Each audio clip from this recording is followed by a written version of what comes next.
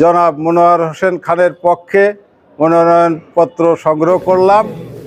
আমরা এখনে আশা করি যে এই 16-17 বছরে যে জঞ্জাট নির্বাচনকে তারা ভোট ডাকাতিতে রূপ নিয়েছিল, দিনের ভোট রাতে নিয়েছিল।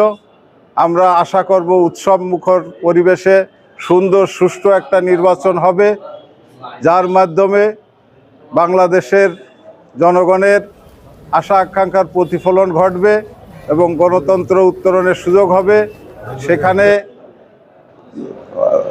ভোটের অধিকার এবং মানুষের কথা বলার অধিকার থাকবে, দেশ উন্নয়নের দিকে যাবে। আমরা উৎসবমুখর পরিবেশে নির্বাচন করব, আচরণবিধি মেনে আমরা নির্বাচনে অংশগ্রহণ করব। আমাদের ভিতরে মাগুরা কোনো বিভেদ নাই, আমরা সব একসাথে কাজ করব। এবং মানুষ ধরেন আজ 17টা বছর যে সমস্ত ছেলেরা ভোটার হয়েছে তারা ভোট দিতে পারে নাই, আমরা আশা করব এই সমস্ত যুবকদের প্রথম ভোটটাই আমাদের জাতীয়তাবাদী দলের প্রতীক ধানের শীষে হবে। কারণ আপনারা জানেন আজ 16-17টা বছর আমরা এই দল এই স্বৈরাচারী সরকারের বিরুদ্ধে গণতন্ত্র এবং ভোট অধিকারের জন্য লড়েছে।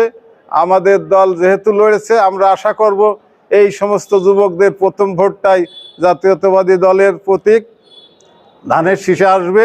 এবং যারা সাধারণ মানুষ আছে দল বল নির্বিশেষে, তারাও এই হাত বাড়িয়ে দেবে এবং তাদের ভোটগুলো আমাদের এই ধানের শীষ প্রতীকে আসবে বলে আমরা আশা করি। আপনারাও আমাদের সাহায্য সহযোগিতা করবেন, এটাও আমরা আশা রাখি। কারণ আপনারাও নির্যাতিত হয়েছেন। সবাই আমরা এক কাঁধে কাঁধ মিলে এক কাতারে দাঁড়িয়ে আমরা প্রতিবাদ স্বরূপ ধানের শীষে ভোট দিয়ে দেশটাকে গড়ে তুলবে এই আশা আমরা ব্যক্ত করছি। মানুষ ধানের শীষে ভোট দেবে এই জন্য যে মানুষের অতীতে কারোর ভোটের অধিকার ছিল না, তাদের কথা বলার অধিকার ছিল না, জেল জুলুম খুন গুম রাহাজানির ভিতরে দেশটা একটা আতঙ্কের ভিতর ছিল, কেউ কোনো কথা বলতে পারতো না, ন্যায্য কথা বলতে পারতো না। এখন সেই পরিবেশ নাই, সবাই নির্বিঘ্নে ঘুমোচ্ছে, সবাই এটা স্বাগত জানাচ্ছে। এবং বিএনপি যখন ক্ষমতায় থাকে তখন দেশ নিরাপদ, এই ভেবেই তারা আমাদেরকে ভোট দেবে আমরা আশা করি।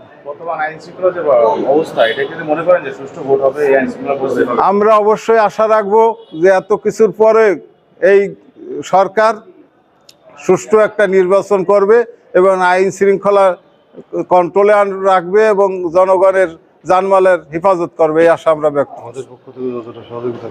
এবং আমরা আমাদের জাতীয়তাবাদী দল সেই লক্ষ্যে সরকারকে সহযোগিতা করবে। যদি তারা সুষ্ঠু নির্বাচন করে আমরা সহযোগিতা করবো।